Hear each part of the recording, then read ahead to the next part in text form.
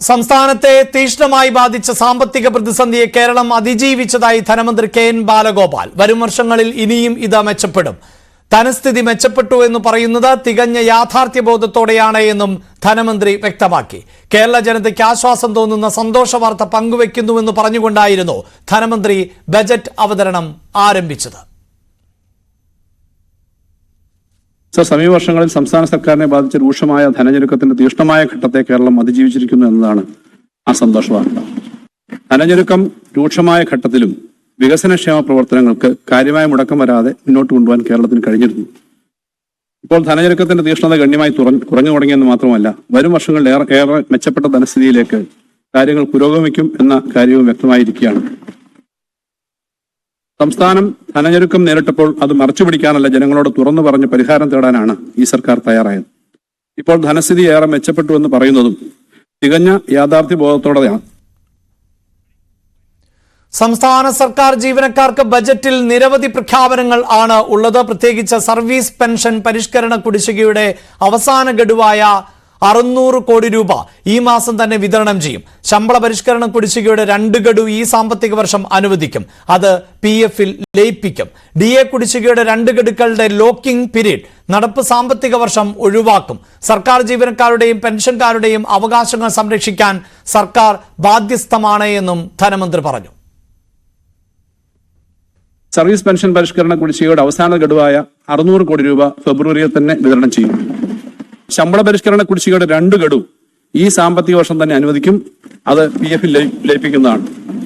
ജീവനക്കാരുടെ DA കുടിശ്ശികയുടെ 2 ഗഡുക്കളുടെ ലോക്കിൻ period നടപ്പ് സാമ്പത്തിക വർഷത്തിൽ ഒഴിവാക്കി നൽകുന്നു. ബജറ്റ് അവതരണത്തിന് ശേഷം ഇപ്പോൾ പ്രതിപക്ഷ നേതാവ് VD സതീശൻ മാധ്യമങ്ങളെ കാണുകയാണ്. ബജറ്റ് സംബന്ധിച്ച അദ്ദേഹത്തിന്റെ പ്രതികരണത്തിലേക്ക് ആണിനി. വെട്ടിച്ചുരുക്കിയത് എന്ന് നമ്മൾ അറിയണം. നിയമസഭ പാസാക്കിയ അപ്രോപ്രിയേഷൻ ധനാഭ്യർത്ഥനകൾ പാസാക്കിയ നിയമസഭ പണം ചെലവാക്കാൻ അനുമതി നൽകിയ പണം എക്സിക്യൂട്ടീവ് ഓർഡറിലൂടെയാണ്, നിയമം ലംഘിച്ചുകൊണ്ടാണ്, എക്സിക്യൂട്ടീവ് ഓർഡറിലൂടെയാണ് ഈ പദ്ധതി തുക വെട്ടിക്കുറച്ചത്. ഒരിക്കലും ചെയ്യാൻ പാടില്ല. ഭരണഘടനാ വിരുദ്ധമായിട്ടുള്ള ഒരു നടപടിയാണ് ഗവൺമെന്റ് ചെയ്തത്. നിയമസഭ പാസാക്കിയ അത് വേറൊരു സർക്കാർ ഉത്തരവിലൂടെ, എക്സിക്യൂട്ടീവ് ഉത്തരവിലൂടെ ആ പണം മുഴുവൻ വെട്ടിച്ചുരുക്കിയിരിക്കുകയാണ്. ന്യൂനപക്ഷ സ്കോളർഷിപ്പുകൾ വെട്ടിക്കുറച്ചത് കൂടാതെ പട്ടികവർഗ പദ്ധതിയിൽ, പട്ടികജാതിക്കാരുടെ പദ്ധതിയിലെല്ലാം വ്യാപകമായ വെട്ടിക്കുറവുകളാണ് നടത്തിയിരിക്കുന്നത്. അതുപോലെ ലൈഫ് മിഷൻ പദ്ധതിയെ കുറിച്ച് വളരെ അഭിമാനത്തോടു കൂടിയാണ് ബഹുമാനപ്പെട്ട ധനകാര്യമന്ത്രി ഇന്ന് സംസാരിച്ചത്. ശരിക്ക് കഴിഞ്ഞ വർഷത്തെ ലൈഫ് പദ്ധതി 500 കോടി രൂപ വെച്ചിരുന്ന സ്ഥലത്ത് എക്സ്പെൻഡിച്ചർ എത്രയാണെന്നറിയാമോ? 24% ഇന്ന് വരെയുള്ള എക്സ്പെൻഡിച്ചർ. 500 കോടി വെച്ചിരുന്നിടത്ത് അതിന്റെ 24% മാത്രമാണ് ലൈഫ് മിഷന് വേണ്ടിയിട്ട് ചെലവാക്കിയിരിക്കുന്നത്.